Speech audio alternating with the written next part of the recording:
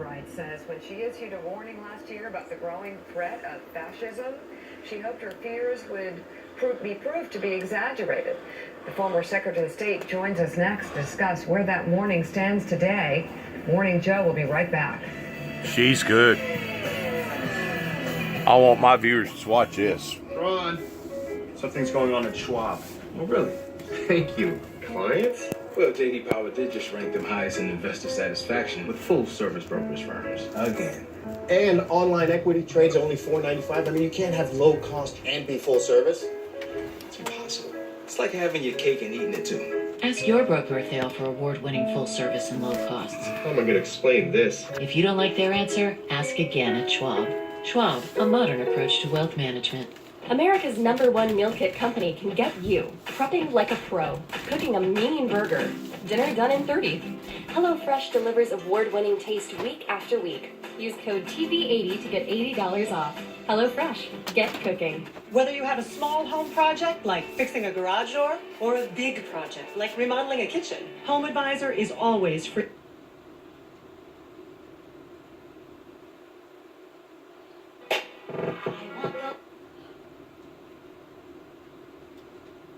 They didn't know where to start.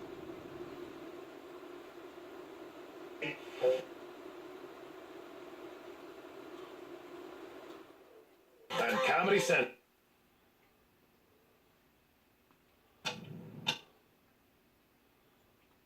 Read it.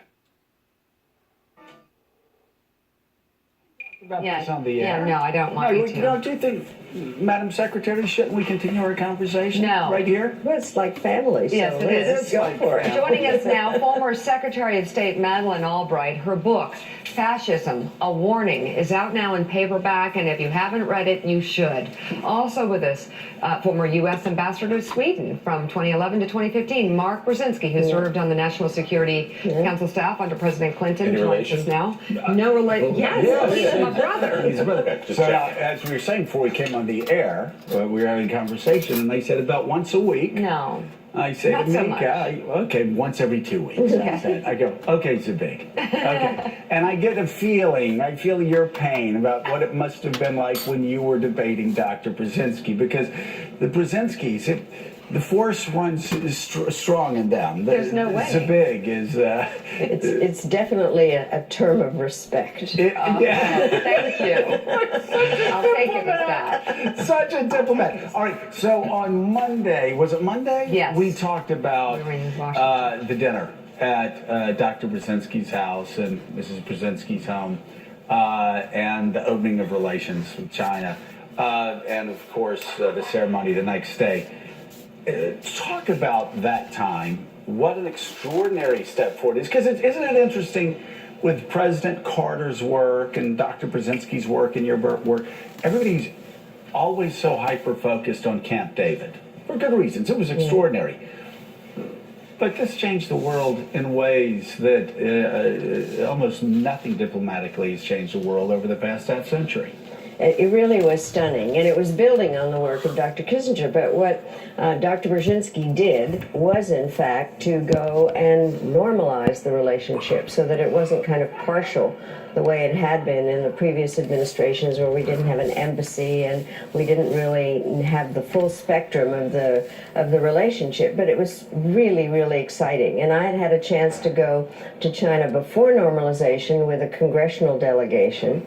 And I had followed things from my little closet office outside the Situation Room as all the experts were gathering, and all of a sudden, then they announced the normalization. And Deng Xiaoping coming was incredible, because of some of the pictures you showed last week of the kind of normality of his coming and dealing with the crowds and waving and being human. I had heard a lot about this dinner because I'd been to the Brzezinskis a lot, and it was very personal, I think, and that was the thing that was the big deal, because it was a personal relationship that Dr. Brzezinski had established with Deng Xiaoping, and then it really led to a very, very different relationship. And what a lesson that President Jimmy Carter taught all future leaders, which is, if at first you don't succeed, try again. Cyrus Vance had been sent over there. The meetings didn't go as well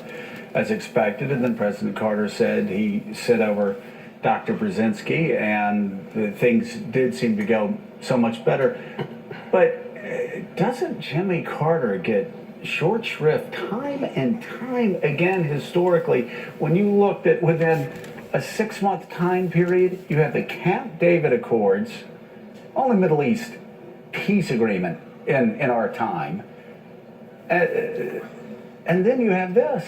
I mean, then you have the opening of China. It was an extraordinary year for the Carter administration. I think it was, and it had really begun because President Carter had a view about what he wanted to do, the whole issue about human rights being central to American foreign policy, and then, if I may say so, is really having people around him who prepared the work. And who really spent time thinking about the steps that had to be taken. And then the fact that people walked into the Oval Office in order to have conversations with President Carter, who asked endless questions and was fascinated by information. I always loved to, I happen to have had the opportunity to sit in on every meeting that President Carter had with members of Congress, and then also the way that he understood what Congress had to do, and then the relationship that he had with Dr. Brzezinski. It was quite stunning. Dr. Brzezinski had President Carter's head in so many ways in terms of going through issues. It was so much fun to listen to how those briefings went. And Mark Brzezinski, I mentioned after the passing of your dad, I've been in Washington off and on for over a quarter of a century, and like all of us, we have been in rooms privately where people sit and talk and muse about what might have been and what mistakes were made and how I could have won the war if they had just listened to me. I found it remarkable that in all my private conversations with your father, in all of Mika's private conversations with your father, he had nothing to say but praise, offering the highest of praise for Jimmy Carter, despite the fact Jimmy Carter signed that one picture of them jogging and said, "Zabig, perhaps the only time that we were both in step together." Absolutely. No, there was a great mind meld between President Carter and our father, but also great strategic vision. Because as Madam Secretary said, the normalization of relations with China was truly transformational. And it was transformational not just for us in terms of containing the Soviets, but for China. After America normalized relations with China, 113 countries followed with their own normalization of diplomatic relations with China. So it broke the political logjam for the Chinese. Mao's China had been isolated. Deng Xiaoping's China, peaceful rising, was going to engage the world. And the result of that 40 years later is a China and an America that are truly more interdependent economically and even politically than the current problems with trade would suggest, which goes to the point that if things break down between the two countries, these two powerhouses, America and China, will both suffer. But if we can get it together, like we did 40 years ago, without a formal treaty, with a lot of ambiguity, remember Taiwan and Vietnam and Cambodia, real problems in terms of our relations with China, there's a lot that we can do together on climate change, regional issues, and beyond.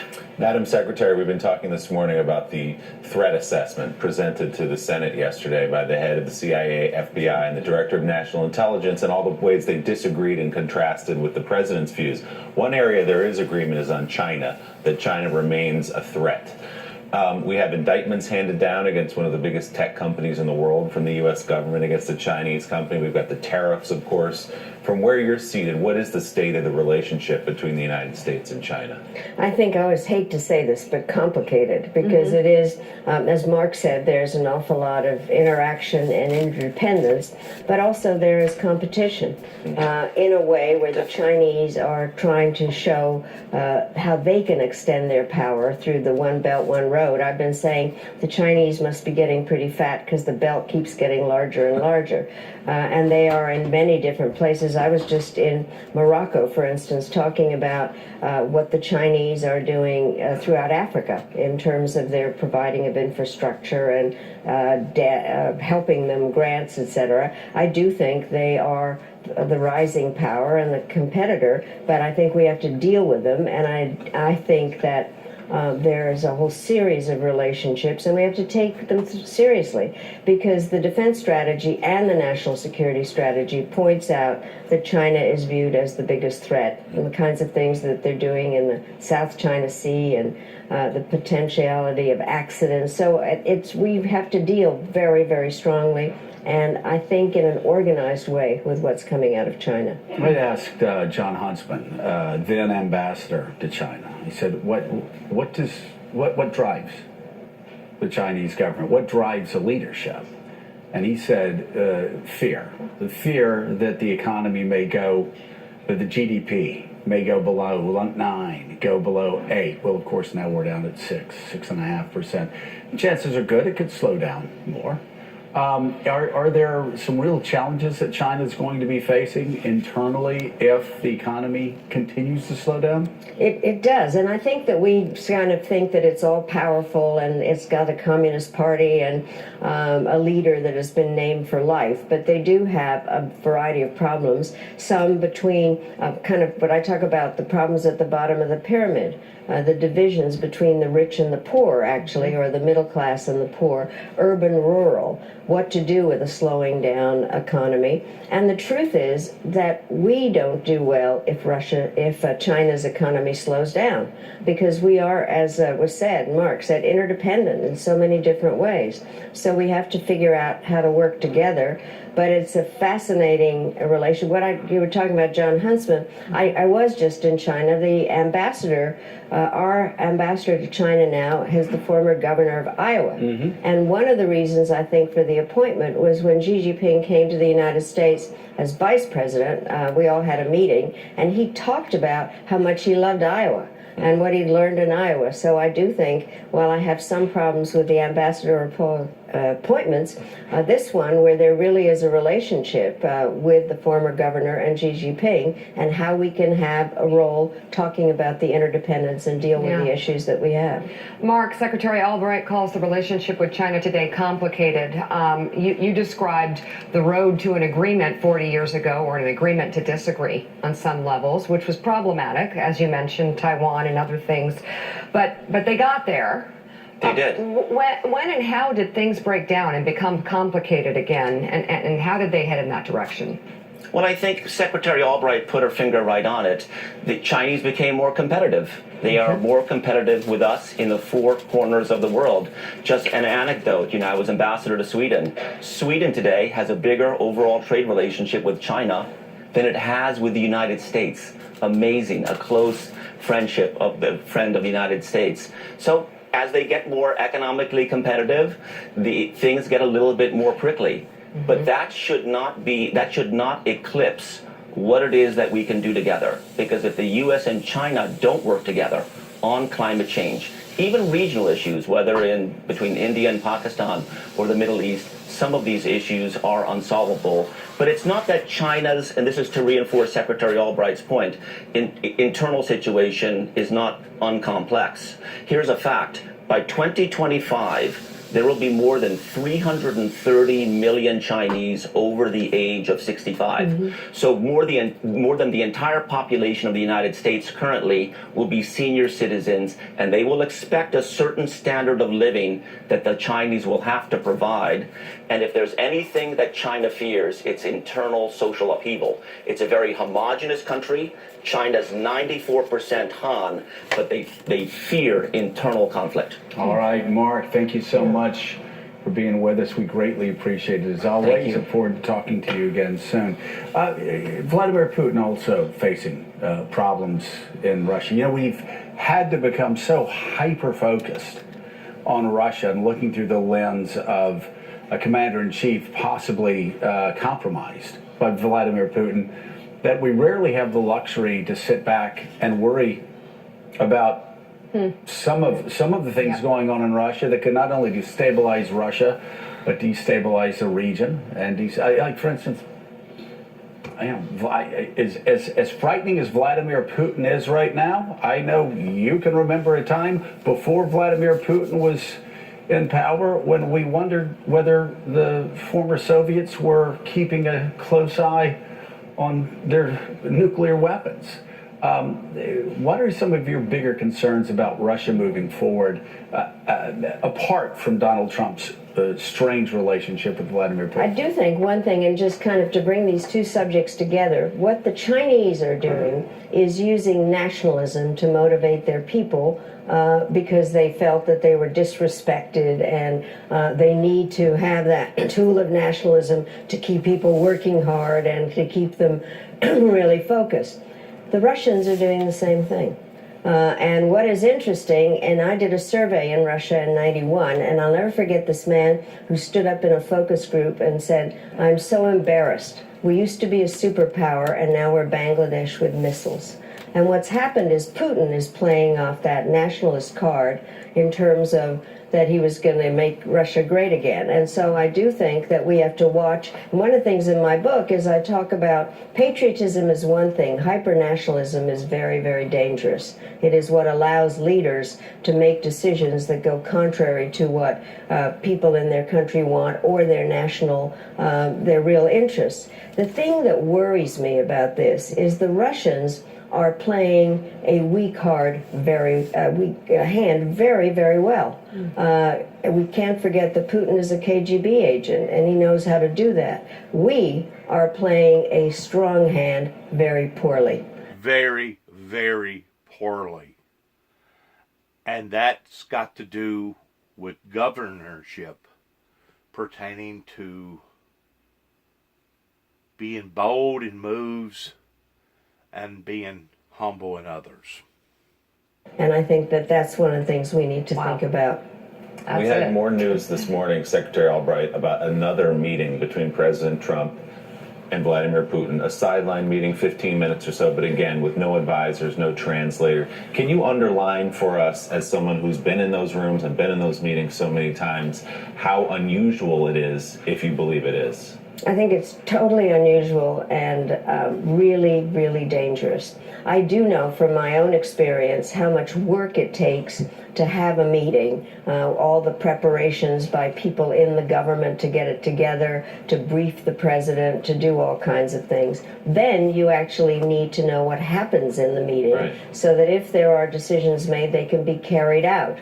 And I teach a course on decision making at Georgetown. It's very hard to explain how it works today because there is no preparation from what we can tell and certainly no follow-up.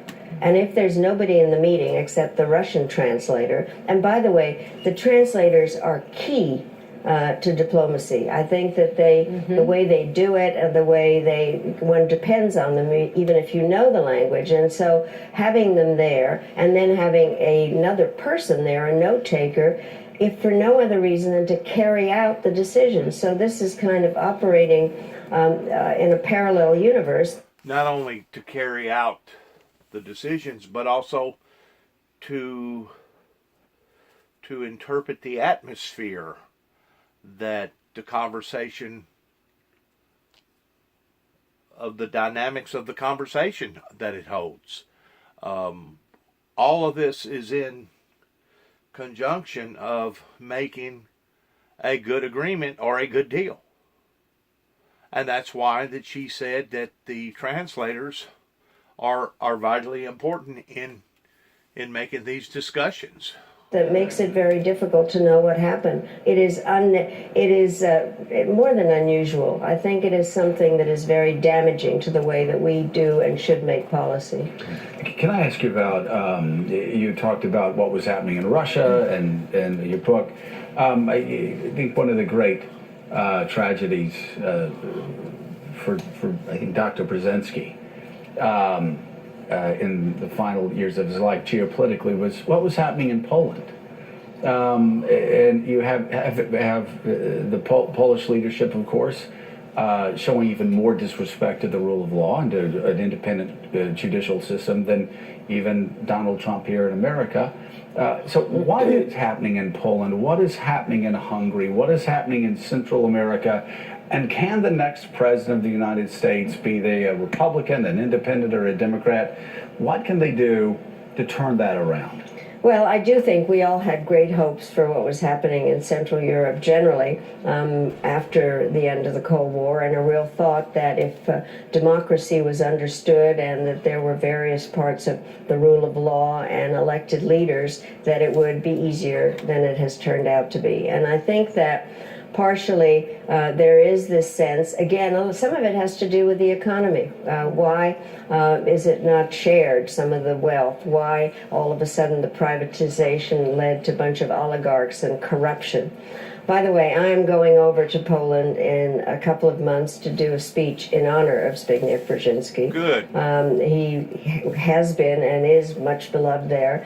We didn't have a chance to talk about the most recent horrors in Poland and Hungary, but we spent an awful lot of time. We talked a lot about the importance about getting the countries into NATO. That was something where NATO isn't just a military alliance, it's a political alliance, and that part is not being honored. And I think he would be horrified about what is happening in terms of how the government is treating the judiciary. But what I think, and I hope this continues, there are beginning to be some protests in Poland of people that disagree. Same thing is happening in Hungary. And so I do think that there's a lot to look at, but it is a disappointment. And Poland, I have studied it so much, had revolts every 10 years, and people really wanted to have freedom.